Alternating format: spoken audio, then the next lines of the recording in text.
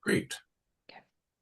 Well, yeah, thank you for having me present today. Um, I am going to talk just a little bit about antenatal corticosteroids. And I know we have a general outline of kind of the way Project Echo goes. Our didactic portion is going to be a little bit shorter, and we're hopefully going to lengthen kind of our case presentation portion a little bit later. But we're going to go ahead and get started. If you guys do have questions, I do have a little bit of a break a little bit later so we can go over those. But in order to really talk about antenatal corticosteroids, we kind of have to initially talk about why they are important. And so we have to talk about preterm delivery because that's where our corticosteroids really come into play. And so we've seen all of our South Carolina data, and we aren't doing great in terms of some of the March of Dimes data. We know that we have about a 11, almost 12% prematurity rate in the state. We have low birth weight babies, and we have a fairly high mortality rate in our state as well. And so when we look at our March of Dimes report card, unfortunately this year we got an F. It sounds really terrible, but we're really kind of on par with the rest of the country. So we're working hard to fix these things. If you look at the rate of prematurity, the cutoff for getting an F was 11.5, and we're at an 11.6. But I bring that up because when we talk about prematurity, the administration of antenatal corticosteroids is really kind of the single most important intervention that we have to improve outcomes for our premature babies. And one of the things that I like to use in order to highlight this is that I'm sure some people are familiar with our NCIHD calculator. This is something that a lot of NICUs use to kind of help counsel patients on average survival, hospital stays, different outcomes concerning neurodevelopmental issues. And I really like it. It's very interesting. So I encourage you to just go Google the NCIHD calculator and play around with it. I like to look at it real quick before I counsel patients so that I have general numbers to give them. But if you guys will look at, and hopefully you can see my pointer here, we've got these two boxes. So I just put in a 24 weeker, 650 grams, boy, baby, singleton. All right. We've got the same kind of demographics of this baby on both sides. And then all we do is click yes or no as to whether or not this baby got steroids. And if you look at average survival, so we've got with steroids over here, it's a 60% survival. Without steroids, that drops almost 15% to 44%. And so this just highlights the importance of antenatal corticosteroid administration for these babies to improve outcomes. Yes, we can talk more about preterm delivery and the other things we do to improve outcomes, but when it comes down to it, steroids are really going to be the most beneficial thing that we use.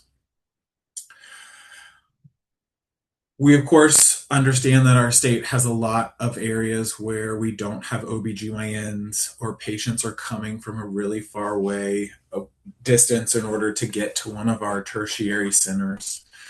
And so I just put this on there to one, kind of highlight that it's really nice for us to live in Greenville, Columbia, and Charleston and have access to all of these things. But we understand that some of our rural practitioners have these patients have a long way to go. And so we're going to talk about timing of or antenatal corticosteroids, knowing that some of these patients we should give it prior to their transfer to one of these big centers because it might take a couple hours, and those hours are going to be beneficial for the baby. I kind of thought about this a little bit more when I was with my in laws who live in Edgefield. And I thought more like, if we look at where people don't have an OBGYN and they might have to travel to come see us, if you look at these blue arrows, it's never that simple as a straight line, right? So we live in South Carolina, and really the roads are going to take us all over the place. So what should be a pretty short distance potentially sometimes becomes much longer. And so when we continue to move forward and talk about some of the things we're going to talk about, we'll understand that timing is going to be important, and getting these things on board quickly is going to be more beneficial for the baby. All right. So, we're going to talk about all of these things. So, I'm giving you guys a little roadmap. So, we're going to talk about what corticosteroids are. We're going to talk about their dosing. We're going to talk about fetal lung development, and we're going to end our conversation with kind of the gestational age for giving these, because I think that's where a lot of people potentially get a little bit confused. And I think that the data supporting some of the timing is a little bit confusing as well. And so corticosteroids, are two most common are betamethasone, which is probably the most commonly studied one, as well as dexamethasone. And they're the most widely studied. They're considered safe and effective. And like we said earlier, they're strongly associated with decreased neonatal morbidity and mortality. Specifically, if we look at some of the studies associated with them, they have lower severity and frequency of respiratory distress syndrome, interventricular hemorrhage, necrotizing enterocolitis, as well as death.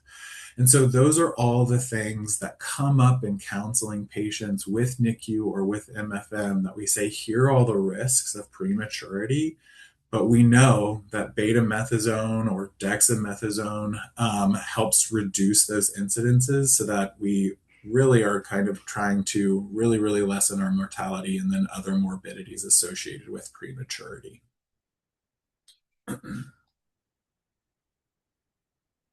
Looking at some of the regimens that we use, betamethasone is dosed as two 12 milligram doses that are 24 hours apart from each other. They're IM. And then dexamethasone, if you kind of think about it, roughly the same amount. We're just giving four 6 milligram doses IM every 12 hours.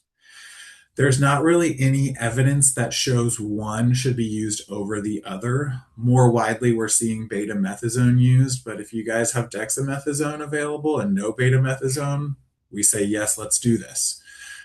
Concerning dexamethasone, there was potentially some studies to show that there was a decreased incidence of interventricular hemorrhage, but those are a little shaky, as well as in some studies, betamethasone was shown to have less frequent adverse neurologic outcomes. But neither of those studies really were that statistically significant. And so really, there's no data to support one over the other. So if you have dexamethasone available and not betamethasone, please give that instead. All right, this is really where we're getting into the super fun stuff of our lecture and didactic today. So we're going to talk just a little bit about fetal lung development. And really, if you guys look at the schematic, it starts the 4th week, kind of with the really basic tube that forms. And then, as you guys can see, as development continues, it branches out to form kind of all of our lobes of our lungs with all of the different and pretty complex alveoli, etc. The most important thing that we can kind of talk about today is pulmonary surfactant. And so that is a lipoprotein that lines the alveoli, decreases the surface tension in our lungs, and prevents our lungs from closing up if they aren't being aerated. The production of surfactant really starts probably, if you look in most textbooks, between 24 and 26 weeks, although there are more studies to support its development as early as 20 weeks. But the development really in that 20-week stage isn't much. It's going to be important that we say that the pulmonary surfactant is produced by type 2 pneumocytes. Because when we look at some of the effects of these steroids, they stimulate our type 2 pneumocytes to increase the production of surfactant. So, going back to our previous slide, we know that production really starts around the 24-week mark. And that's really where giving steroids is going to have a good outcome. And so that's really where kind of our one of our definitions of viability really comes into play at 24 weeks, because we now have things that we need in order to survive. In addition to stimulating type 2 pneumocytes, it also promotes thinning of our alveolar walls so that that helps facilitate gas exchange. And then we know that babies are surrounded by fluid. And so, what it also helps to do is activate channels that aid in fluid clearance after birth so that we clear out our lungs for good oxygenation. We just have a really great picture of a type 2 pneumocyte. I'm sure they look exactly like that in our body, too. And so, just as a um, kind of fun biology lesson there for us. Now, timing of our corticosteroids. So we went over when pulmonary surfactant really gets made, right? And so ACOG and SMFM and all of these big, OBGYN, high risk pregnancy governing bodies kind of say a single course of corticosteroids is recommended between 24 and 0 and 33 weeks and 6 days. That's based on available data. We can consider giving the dose earlier at 23 weeks and 0 days, just based on the fact that we know that surfactant probably is being made, and so they might have some benefit in those really premature slash peri-viable pregnancies. We give these in patients where we are concerned that preterm delivery might occur within 7 days, because the benefit is greatest between the 2 and 7 days after our initial dose. All right. I think that there's always, well, we gave them one dose and now they're already about to deliver. The studies haven't shown really any increase in benefits to accelerated dosing, kind of giving a dose earlier. But we know that treatment, at least with that initial dose, less than 24 hours is associated with significant reduction in morbidity and mortality. So a first dose should be given, even if you think that a second dose is going to be unlikely. And that kind of goes back to our crazy roadmap of South Carolina, and that I encourage some of our rural providers, if you're sending a patient or worried about a patient that might deliver, go ahead and give those steroids, even if you think that they might not make it and deliver right when they kind of potentially come through our doors or something like that.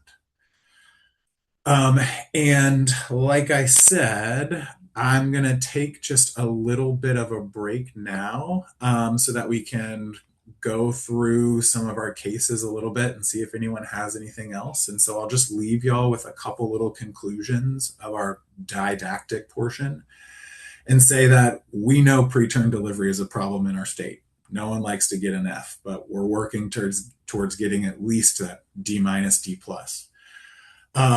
Antenatal corticosteroids are strongly recommended in patients whom delivery is suspected within 7 days. And a single course improves those outcomes. And I'm going to expand this not just to say 24 to 33 and 6, but also 23 to 33 and 6. And a little bit later in our report, the rest of the discussion that we have, we'll talk about what to look at in terms of like 22 to 23 or 33 and 6 and greater than that. But I'll take a little bit of a break now to see if we have any questions or comments